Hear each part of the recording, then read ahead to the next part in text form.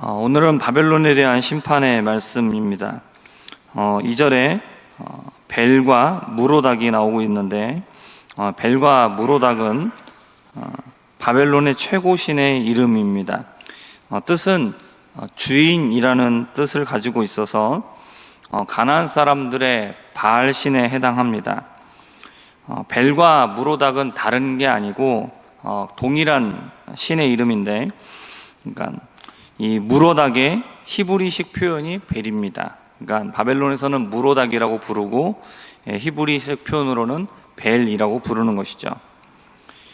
한 나라가 북쪽에서 와서 이 바벨론이 함락이 될 것이고, 바벨론에 사는 자가 없게 될 것이며, 그리고 사람과 또 짐승까지도 다 도망하게 될 것이다 라고 말씀을 하고 있습니다.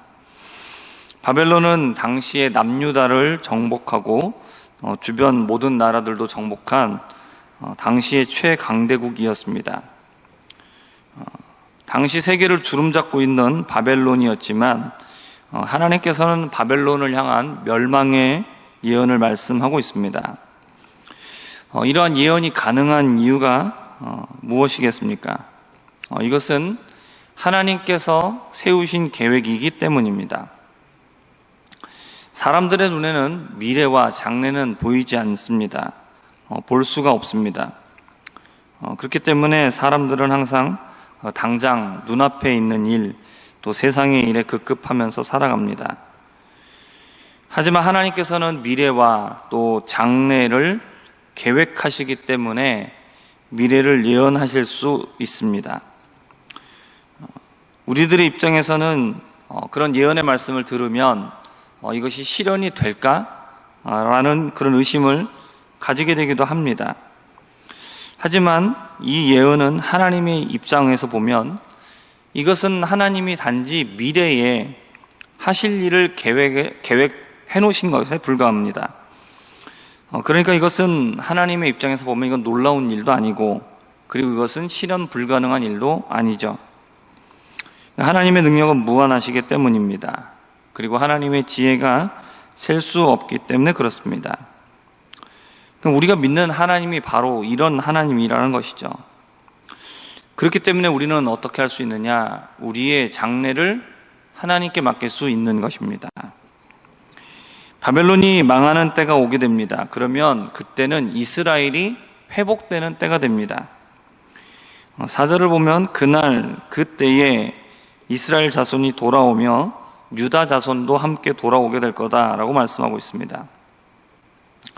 아수르에 먼저 북이스라엘이 멸망을 당했고, 그리고 남유다는 바벨론의 멸망을 당합니다. 이렇게 징계를 받아 끌려간 이스라엘 백성들이 모두 회복되어 돌아오는 날이 바로 그 날이 될 거다라고 말씀하고 있습니다. 돌아오게 되는 이들의 모습은 이전과는 달라진 모습입니다. 이들은 울면서 길을 갑니다. 그러면서 하나님 여호와를 구합니다. 그리고 그들의 얼굴을 시온으로 향하고 그들은 길을 묻습니다. 그리고 그들은 말을 합니다. 영원한 언약으로 여호와와 연합하겠다라고 이렇게 말을 합니다. 이것은 북이스라엘과 남유다가 멸망하기 이전에는 보이지 않았던 모습입니다. 이스라엘이 멸망을 당했던 이유는 여호와를 구하지 않고 우상을 섬겼기 때문입니다. 여호와를 버리고 우상에게 복을 구하고 하나님이 계신 시온을 바라보기보다는 우상을 바라보고 악한 길을 택했습니다. 이들과 연합하기를 원하신 여호와 하나님과 함께하는 것이 아니라 이들은 우상과 짝하면서 하나님을 배신했습니다. 그로 인해서 이들이 징계를 받게 되고, 또 징계의 시간이 지나고 회복의 때가 되었을 때에 고난을 통과한 이스라엘의 백성의 마음은 어떻게 되느냐? 하나님께 돌아오게 되었다라는 것입니다. 이것이 고난의 유익입니다. 징계가 필요한 이유가 바로 이것이죠. 이스라엘을 징계하시는 하나님의 마음은 편치 않습니다. 그러나 그렇게 하지 않으면 이스라엘을 아예 잃어버리기 때문에 하나님은 어떻게 하시느냐? 징계를 통하여 이스라엘의 마음을 새롭게 하시는 것입니다. 이스라엘 백성들이 그렇게 우상 숭배에 빠지게 된 책임은 그들 자신에게도 있습니다. 그러나 그들의 목자로 세운 왕들에게 더 많은 책임이 있습니다. 북이스라엘과 남유다 할 것 없이 왕들이 우상 숭배에 빠졌고, 그리고 백성들도 동요했습니다.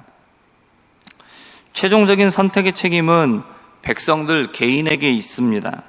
하지만 국가적으로 우상을 장려하고 독려한 것에 대한 책임은 그들의 목자로 세운 왕들에게 있는 것입니다.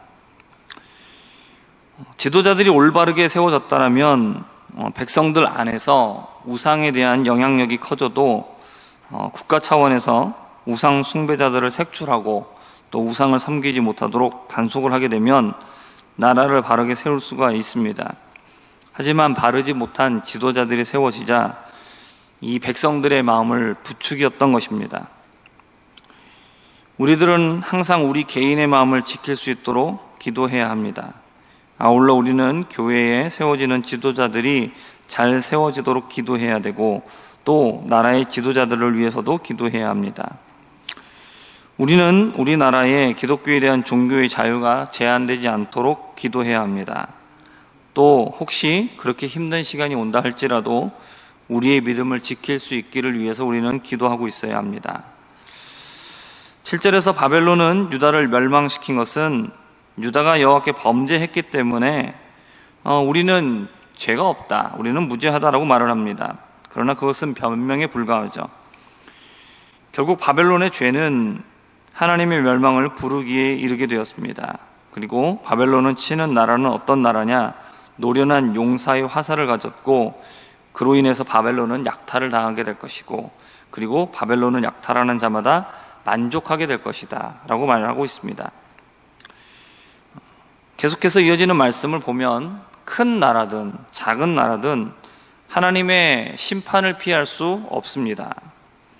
하나님의 선택을 받지 못한 자들은 하나님의 심판 앞에서 멸망으로 끝이 나게 됩니다.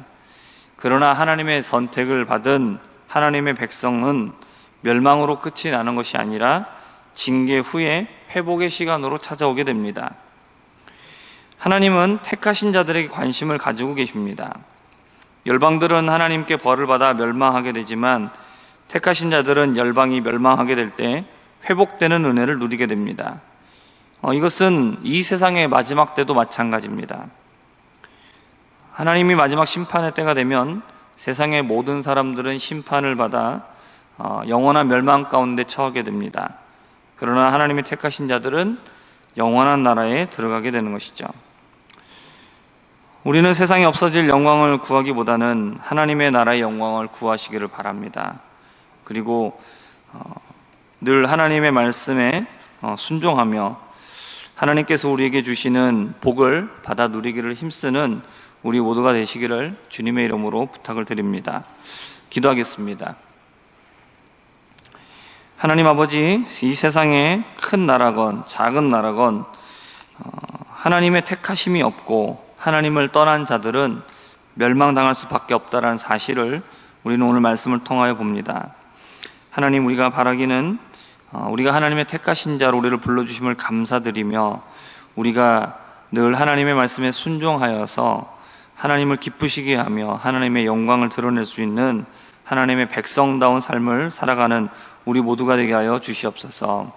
하나님, 이 세상은 반드시 하나님의 심판에 놓이게 된다는 사실을 우리가 기억하고, 하나님의 그 심판 가운데 우리를 영원한 나라로 부르시고 또 우리를 회복시키시는 그 하나님의 계획이 있음을 우리가 깨닫고, 우리의 모든 장래와 우리의 미래를 하나님 앞에 맡기고 우리가 오직 이 세상에서 하나님의 백성다운 사람으로 살아갈 수 있도록 은혜 베풀어 주옵소서. 감사드리며 살아계신 예수님의 이름으로 기도합니다. 아멘.